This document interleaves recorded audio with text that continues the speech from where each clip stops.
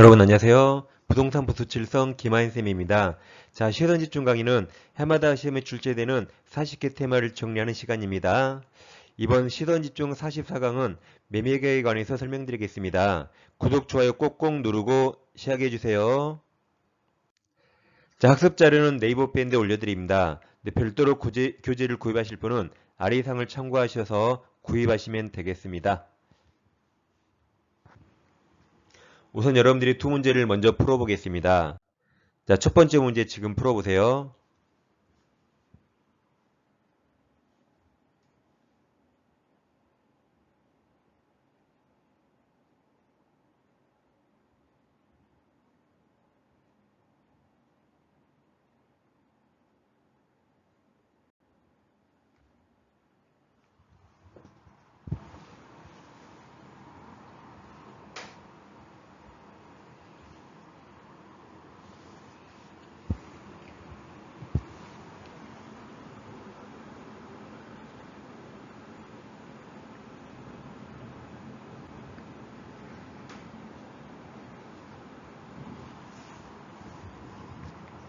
자, 정답 정하셨나요? 그 다음 문제 넘어갑니다.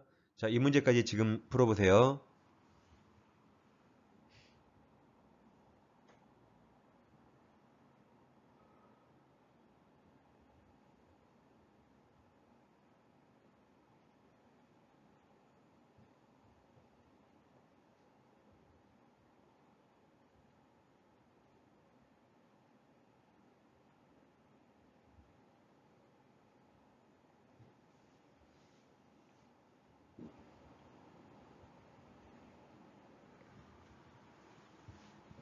자, 정답 정하셨죠? 다 같이 공부하겠습니다. 이 시간에는 포인트 33번 매매계약을 공부하겠습니다. 먼저 자료에서 1번 매매 효력 일반이 있고 양괄호 1번 동일계한 추정이 있습니다. 이건 법조문 이대로 시험에 나오죠. 자, 매매 당사자 일방에 대한 의무이행의 기한이 있는 때 상대방의 의무이행에 대하여도 동일한 기한이 있는 것으로 추정한다. 그래야 동시행위가 공평하죠. 다음 양가로 2번 대금 지급 장소가 있습니다. 매매 목적물 인도와 동시에 대금을 지급할 경우에는 그 인도 장소에서 이가 대금이죠. 대금을 지급해야 된다. 우리가 마트에서 아이스크림 사면 돈 어디서 줘요? 마트가 인도 장소죠. 인도 장소에서 지급한다. 단 다 임의 규정이라 달리 정할 수 있죠. 특약이 없을 때 이에 따릅니다. 다음 양가로 3번 과실계속과 대금이자 이게 가끔 한 지문씩 나옵니다. 가끔.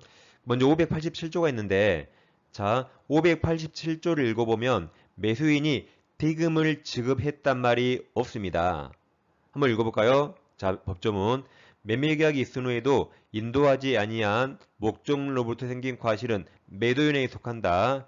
일단 매수인은 목적물 인도받은 날로부터 대금 이자를 지급해야 된다. 이처럼 법조문에는 매수인이 대금을 지급했단 말이 없습니다. 따라서 이 587조는 매수인이 대금을 지급하지 않은 걸 기본 전제로 적은 겁니다.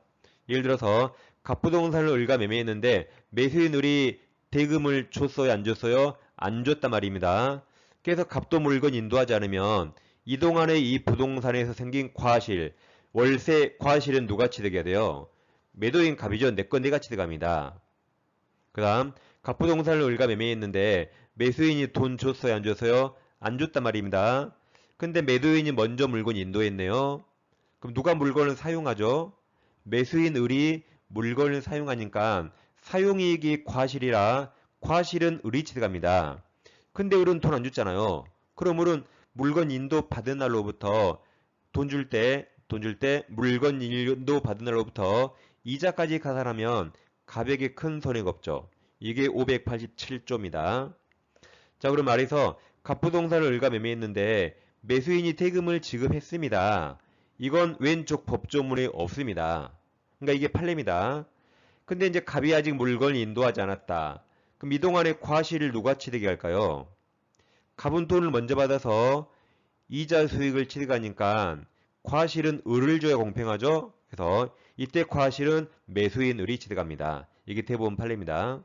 그래서 어떤 게 더 공평한가 잘 생각하면 답을 찾을 수 있습니다. 다음 이어서 이제 민법에서 가장 어려운 거죠. 이 매도인 담보 책임이 있는데 일단 매도인 담보 책임은 계약이 유효일 때만 인정됩니다. 무효라면 책임지지 않죠. 그리고 이것은 원시효 가자에 대해서 인정되는 거죠. 그리고 매도인 담보 책임은 법정 무과실 책임입니다. 즉 법에 정해진 무과실 책임이죠. 매도인에게 고의가실이 없더라도 책임지는 거죠. 왜냐하면 매수인은 매매대금을 다 주니까 하자가 없는 완전한 물건을 취득해야 되니까 매도인에게 고의가실이 없더라도 책임지는 겁니다. 그럼 여기서 법정이 법률 규정이고 이 법률 규정은 계약법이라 임의 규정입니다.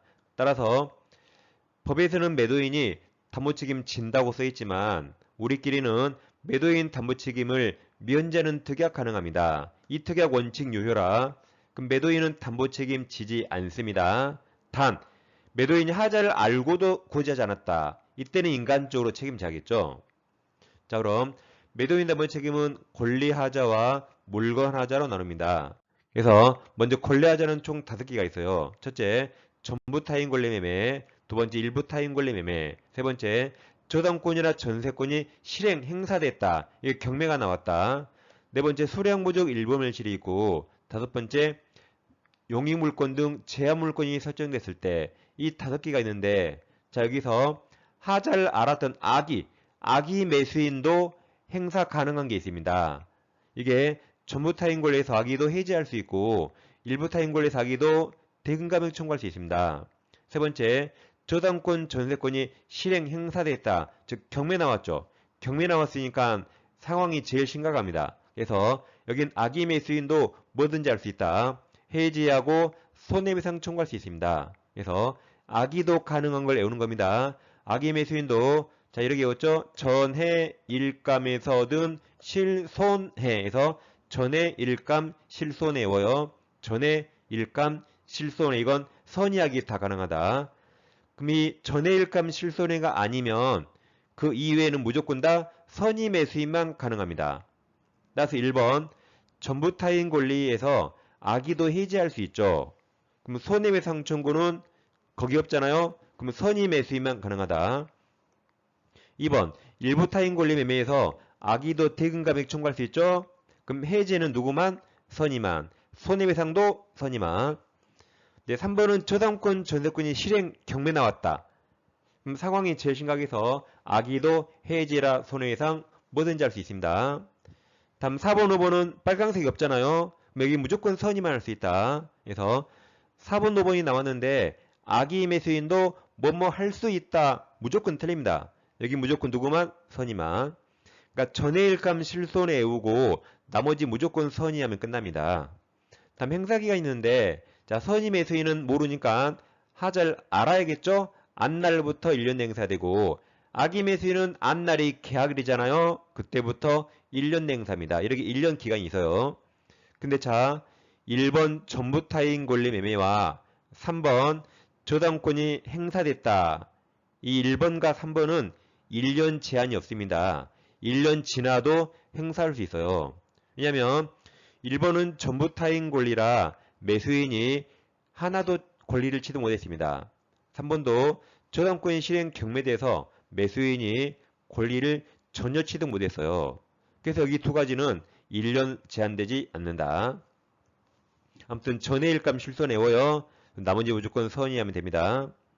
그럼 여기서 3번 저당권 전세권 실행 행사 이게 정답으로 제일 많이 나왔거든요. 이게 무슨 말인가 살펴보겠습니다. 그래서 우리가 저당권에서 제3취득자 그 미친놈 기억나세요?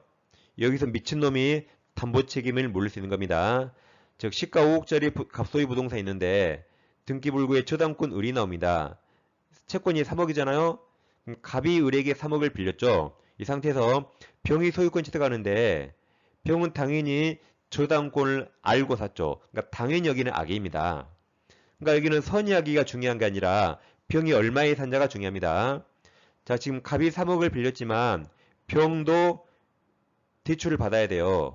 그럼 병이 3억을 대신 갚기로 하고 5억짜리를 2억에 살 수 있죠.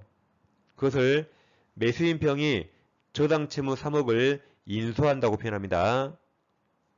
그럼 병은 미쳤어요? 안 미쳤어요? 안 미쳤죠. 그러니까 이제 병이 채무자죠. 병이 3억을 갚기로 하고 5억짜리 2억이 샀으니까 병이 채무자입니다. 그럼 병이 3억을 갚아야 되죠. 병이 안 갚아서 저당권자가 경매총 가면 다 병 내 탓이죠. 매도인 값 잘못 없죠. 이때는 매도인 값을 나무랄 수 없으니까 여기서는 담보 책임 나오지 않습니다. 안 미쳤으니까. 그리고 이런 사람은 안 미쳐서 제3취득자 아니라 했어요. 두 번째, 병은 돈 많아서 대출 받을 필요 없습니다. 그럼 5억짜리 5억 다 주고 사는데 이때 내 돈 5억에서 저당권 3억 갚고 사겠죠. 그러면 저당권이 없어지니까 경매 나와요, 안 나와요? 안 나오죠. 그리고 이 병은 미쳤어요, 안 미쳤어요? 안 미쳤어. 그러니까 얘는 제3취득자 아니고 경매도 안 나오니까 담보 책임이 나올 수 없습니다. 그러니까 지금 이 두 가지 병은 안 미친 놈, 안 미친 놈이에요. 안 미쳤으면 담보 책임이 나오지 않아요. 지극히 정상입니다. 근데 자 이제 미친 놈 나와요. 갑과 병이 매매할 때 태어나서 처음 봤을 텐데 갑이 사정합니다. 제가 5억이 필요하니까 오늘 5억에 사주시면 5억에 갑체가 1년 안에 책임지고 3억을 갚아서 저당권 말소할 테니까 오늘 5억을 다 달래요. 그럼 여러분 같으면 갑 믿고 5억 주겠어요? 절대 안 주겠죠. 근데 가끔 주는 그 미친놈이 있고 그 미친놈이 제3취득자입니다. 그럼 갑이 채무자고 병은 채무자 아니죠. 그럼 갑이 1년 안에 3억을 갚기로 해서 갚아야겠죠. 안 갚았네요. 안 갚아서 저당권자가 경매총 가면 이제 갑이 3억을 안 갚아서 병, 소유권 뺏기게 생겼죠. 이 미친놈이 제3취득자고 이 미친놈이 갑에게 책임을 물어야겠죠. 갑이 돈 안 갚아서 병은 소유권 뺏기게 생겼습니다. 이 악의 병이 갑에게 매매계약도 해지하고 손해배상 청구할 수 있다. 그리고 가만히 있겠어요? 여러분 같으면 아주 갑 가서 때려 죽여요. 그래서 이때 악의 병이 매도인 갑에게 해지하고 손해배상 청구할 수 있다. 또 병은 갑이 갚아야 할 3억을 병이 대입연재할 수 있죠. 그래서 병이 돈을 출제해서 소유권을 보존하면 그 갑에게 그 출제한 돈을 상환을 청구할 수 있겠죠. 이처럼 이 576조는 이 미친놈을 전제로 쓴 겁니다. 그 다음 이제 물건하자입니다. 자, 먼저 권리하자와 물건하자 어떤 걸 발견하기 쉽죠? 물건하자죠. 권리하자는 등기부를 봐도 모를 수 있는데 물건하자는 예를 들어 아파트를 사러 가서요. 그럼 4살짜리 꼬마도 엄마 천장이 물새라고 알잖아요. 우리보다 더 잘 알아요. 그래서 이 물건하자는 4살짜리 꼬마도 발견합니다.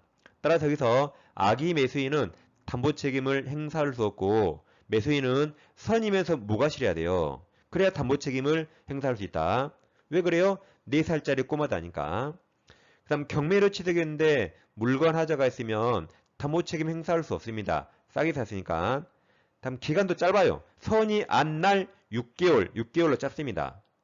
그리고 건축법 규정 때문에 건축을 할 수 없다. 이런 법률적 제한이나 법률적 창의를 우리 판례가 권리하자가 아닌 물건하자로 봅니다. 또는 목적물 하자로 봅니다. 그 물건하자는 특정물 하자와 불특정물 또는 종류물 하자가 있는데 특정물은 뭐 주택을 생각하면 되죠. 이 주택은 지구상에 딱 하나 특정물이잖아요. 이걸 매수했는데 그 주택에 하자가 있네요. 하자 때문에 계약 목적을 달성할 수 없다. 즉 발만 디뎌도 주택이 무너지려고 그래요. 그럼 여러분이 의리라면 가서 매매계약 깨야겠죠. 가서 매매계약 해지하고 손해배상 청구할 수 있다. 근데 못 고자고 사는데 지장 없어요. 근데 보일러가 좀 고장났다. 이때는 해제는 과하죠. 보일러 고쳐달라고 한 20만원 받으면 되잖아요. 이렇게 해결합니다. 이게 이제 오른쪽 580조입니다. 580조 1항 매매 목적물의 하자가 있는데 575조 1항 규정을 준용한다가 아까 왼쪽처럼 한다 이 말입니다. 그러나 매수인이 하자 있는 걸 알았거나 과실로 인하여 이를 알지 못한 때는 준용하지 않는다가 책임 인정되지 않는다. 그럼 매수인이 알았거나 과실이 상할수잖아요. 그러니까 반대가 상소무라 선의 무과실 매수인만 담보책임을 행사할 수 있다. 2항 전환규정은 경매에도 담보책임 적용하지 않죠. 그러니까 경매에서 물관하자는 담보책임 물을 수 없다. 경매에서는 권리하자에 대해서만 담보책임을 물을 수 있습니다. 다음 불특정물 하자는 만약에 삼성 에어컨 A 모델이 있다. 그럼 삼성 에어컨 A 모델은 공장에 똑같은 게 수만 대가 있죠. 그 한 대를 샀는데 그 수만 대 중에 집에 한 대가 배달이 돼요. 근데 그 한 대가 재수없이 하자가 있다. 근데 하자 때문에 계약 목적을 달성할 수 없어요. 차가운 바람이 절대 안 나옵니다. 그럼 가서 계약 깨고 해지하고 손해배상 청구해야겠죠. 근데 찬바람은 잘 나오는데 리모컨이 살짝 고장났다. 그럼 해지는 안 되고 리모컨 고쳐달라고 손해배상 청구하면 되겠죠. 그러면 아까 특정물 위쪽하고 아래쪽이 똑같네요. 똑같죠? 근데 차이점이 있어야겠죠? 자, 특정물 주택은 지호상이 딱 하나지만 에어컨은 똑같은 게 공장에 수만 대가 있습니다. 그럼 매수인은 새 것 갖고 와, 하자 없는 것 갖고 와라고 완전물 급부를 청구할 수 있습니다. 그럼 이제 진상이라는 말 듣는 거죠? 진상 그래요. 이건 특정물이 없습니다. 그래서 이제 581조에서 1항 매매 목적물을 종류로 지정한 경우에도 그 후 특정된 목적물이 집에 한 대가 와서 특정됐죠. 그 목적물에 하자가 있는데 전조와 똑같다 그 말이죠. 이 항에서 전환 경우의 매수인은 계약 해제 또는 손해배상 청구하지 아니하고 하자 없는 물건을 청구할 수 있다. 즉 완전물을 급부해달라고 청구할 수 있다고 진상 부릴 수 있답니다. 차이점 기억하세요. 완전물 급부 청구는 불특정물에만 있다. 자, 이제 문제를 해결하겠습니다. 첫 번째, 매도인 담보책임에 관한 설명 옳은 겁니다. 1번, 타인 권리 매도한 자가 그 전부를 취득하여 매수인에게 이전할 수 없는 경우 악의 매수인은 계약 해지할 수 있다죠. 아까 악의도 가능한 게 전해. 전부 타인 권리에서 악의도 해지할 수 있다. 2번, 저당권이 설정된 부동산 매수인이 저당권 행사 실행 경매로 소유권을 취득할 수 없는 경우 악의 매수인도 특별한 사정이 없는 한 계약 해지하고 손해배상 청구할 수 있다. 아까 전해일감 실손해 맞았어요. 정답이 2번입니다. 한번 매매 목적의 권리의 전부가 타인에게 속하여 권리 전부를 이전할 수 없게 된 경우 매도인은 선의 매수인에게 다음에 실내이익 틀렸죠. 여기는 이행이익. 그러니까 매도인 담보 책임은 계약이 유효일 때 인정되죠. 유효일 때 손해배상은 원칙이 이행이익입니다. 4번 매매 목적 부동산의 전세권이 설정된 경우 이건 전해일감 실손해 아니죠. 아까 5번 다섯 번째 용익물권 제한물권 있는 겁니다. 그러면 선임할 수 있다. 그 다음에 심표 뒤에 계약 목적 달성 여부와 관계없이가 틀렸죠. 계약 목적을 달성할 수 없을 때 다음 선의 매수인은 계약을 해지할 수 있다. 5번은 자 두 번째 줄에 1년 보여요. 그럼 선이 안 날 1년이에요. 그래서 선이 자 권리 일부가 타인에게 속한 경우 선의 매수인이 갖는 손해배상 조건은 계약 안 날 틀렸죠. 안 날 1년. 선이 안 날 1년입니다. 정답이 2번입니다. 자, 두 번째입니다. 부동산 매매 계약이 수량지정 매매인데 그 부동산 실제 면적을 예를 들어 180평, 계약 면적을 200평.